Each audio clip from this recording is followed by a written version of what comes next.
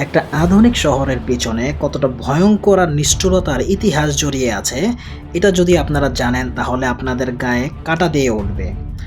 চায়নায় তখন ২ থেকে ৩ কোটি মানুষ মারা গিয়েছিল। Can you imagine? আপনারা কি বিশ্বাস করতে পারতেছেন যে ২ থেকে ৩ কোটি? এটা কোনো পাখি মারার হিসাব না, এটা হচ্ছে মানুষ মারা যাওয়ার হিসাব।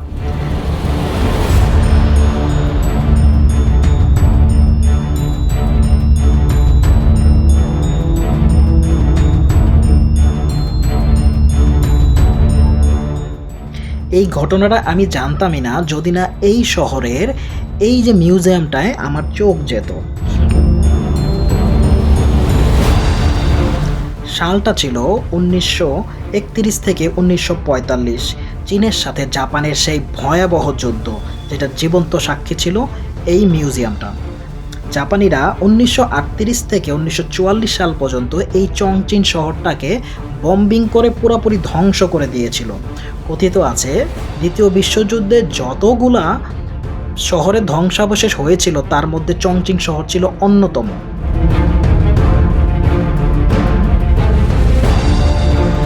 গা হিম করার মতো তথ্য আমার চোখে পড়ে যখন আমার চোখে এই ছবিটা পড়ে, এবং এই ছবিতে কি দেওয়া আছে একটু দেখলেই বোঝা যায়। ১৯৩৯ সালে একটা বম্বিংয়ে মানুষ মারা যেত ৫ জন, ৪০ সালে সেটা ছিল ১ জন, এবং ৪১ সালে ৩টা বোমায় ১ জনের জীবন যেত। তার মানে ততদিনে এই শহরের লোকেরাও লড়াই করতে শিখে গেছে, তাদের জীবন বাঁচাতেও শিখে গিয়েছে। আজকের জাপান আর আগের জাপান এক ছিল না।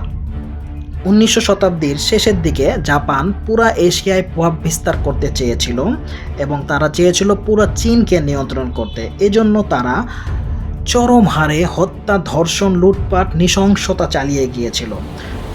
সবচেয়ে কুখ্যাত যে ঘটনাটা সেটা হচ্ছে নানজিং গণহত্যা। নানজিং যখন জাপান নিজেদের দখলে নিল তখন বেসামরিক মানুষসহ চরমভাবে তারা তাদের উপর নির্যাতন করত এবং হত্যা চালাতো। ৬ সপ্তাহে তারা ৩ লক্ষ মানুষ মেরেছিল, এবং পরবর্তীতে এই শহরটা ধ্বংসের পর তাদের খাবারের অভাব, অনাহার এবং উদ্বাস্তুতে প্রায় ২ থেকে ৩ কোটি মানুষ মারা গিয়েছিল। Can you imagine?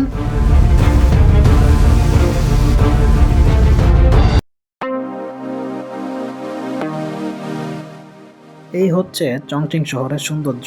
চংচিং শহর অ্যাকচুয়ালি পাহাড়ি এলাকায়, তো একটা অদ্ভুত শহর। আপনি যখন নিচে দিয়ে হাঁটতে থাকবেন তখন আপনি ডান দিকে তাকালে দেখবেন যে আপনি অলরেডি ১০ তলার উপরে আছেন। মানে খুবই অদ্ভুত। আপনি প্রথম ২-১ দিন আসলে হয়তো অনেক কনফিউশনে থাকবেন, কিন্তু শহরটা আসলেই খুব সুন্দর এবং খুবই উন্নত। এটা হচ্ছে ইয়াংজি নদী, এটা চায়নার সবচেয়ে বড় নদী। তো আমরা এখন কেবল কারে আছি, কেবল কার দিয়ে এই নদীটা পার হচ্ছি।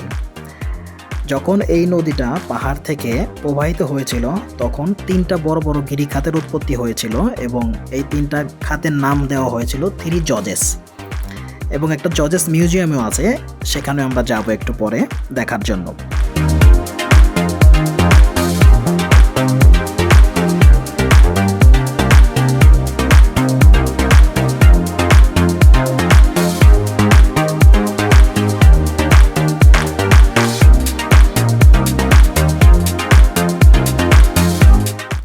এইখানে দেখেন আপনারা একটা কফিন দেখতে পাচ্ছেন, সেটা হচ্ছে পাথরের তৈরি।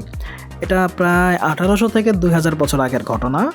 তখনকার যুগের নাম ছিল হাং যুগ, এবং হাং যুগে একটা বিশ্বাস ছিল যে তারা মৃত্যু পরবর্তীতেও আরেকটা জীবন আছে এবং তারা ওখানে খুব ভালোভাবে বেঁচে থাকবে। এজন্য অনেক টাকা খরচ করে তারা এই পাথরের কফিনগুলো তৈরি করত, যাতে তারা মৃত্যু পরবর্তী জীবনে আরও ভালোভাবে ওখানে বেঁচে থাকতে পারে।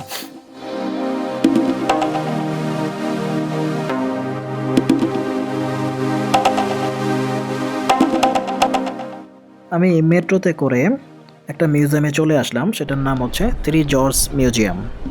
এটা হচ্ছে পিপল গ্র্যান্ড হলের উল্টা দিকেই। এখানে 2টা দেখার মতো স্থান হলো, একটা হচ্ছে মিউজিয়াম আর একটা হচ্ছে পিপলস গ্র্যান্ড হল। এই 2টাতেই আপনারা যেতে পারেন। এখানে বিভিন্ন পুরাতন ইতিহাস জড়িয়ে আছে এবং বিভিন্ন জিনিসপত্র এখানে আছে, এবং প্রায় ১৮,০০০-এর মতো বই আছে সম্ভবত। এবং এখানে ঢুকতে কোনো টাকা পয়সা লাগে না, কোনো টিকিট লাগে না। জাস্ট সিকিউরিটি গার্ডকে বললাম যে কীভাবে ঢুকবো, উনি আমার মোবাইলটা নিয়ে উইচ্যাটে কিছু একটা ফর্ম ফিল আপ করে দিল, সে নিজেই করেছে, আমাকে কিছুই করতে হয়নি। তারপর গেট দিয়ে আমাকে প্রবেশ করতে দিল। তো আসেন ঘুরে দেখি মিউজিয়ামটার মধ্যে কি কি আছে, ভালো লাগবে। প্রথমেই 3D শো আছে, তো 3D শোটা খুবই ভালো লাগবে।